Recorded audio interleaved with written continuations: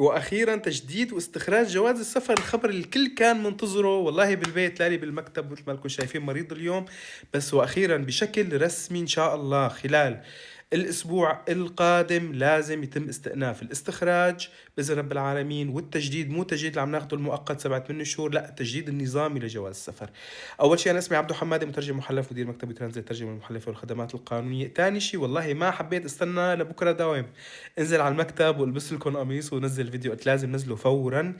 مثل ما انا شايفين ان شاء الله يعني بحسب السفاره في برلين لازم خلال الاسبوع القادم تقدر السفارات المركز القنصلي الالكتروني وبالداخل حتى يعني الهجره والجوازات تستأنف الاستخراج بإذن الله، ويعني تمديد جوازات السفر بشكل نظامي، يعني مو الوثائق اللي عم بحطوها 7 8 شهور، لا مدة طويلة. هلا أول شيء قديش رح تكون التكلفة، تاني شيء قديش رح تكون المدة، هي المعلومات لسه مو موجودة عنا.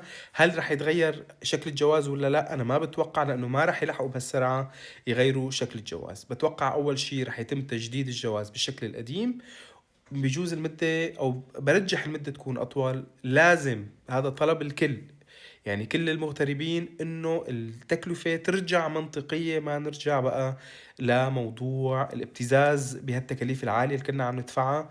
ورجاء لا تجيني بدنا ندعم الدولة ما بدنا ندعم الدولة، احكي هذا الحكي لما بيكون عندك 6 أولاد وبدك تجددهم جوازات سفر. ما حدا يعني انت عم تقيس على حالك عندك جواز سفر واحد خيوم ندفع ما في مشكلة، بس اللي عنده عائلة وين بده يروح بحاله؟ يعني عندك 5 أولاد 6 أولاد، هي صرنا ب 3000 يورو فوق. لا التكلفة منطقية 40 50 يورو ما في مشكلة، المدة فوق ال6 سنين. يعني هذا اللي متأمله. وإن شاء الله كل ما ينزل خبر جديد بخصوص جواز السفر رح ننزل بصفحة عنا أول بأول، وإن شاء الله بالتوفيق للكل.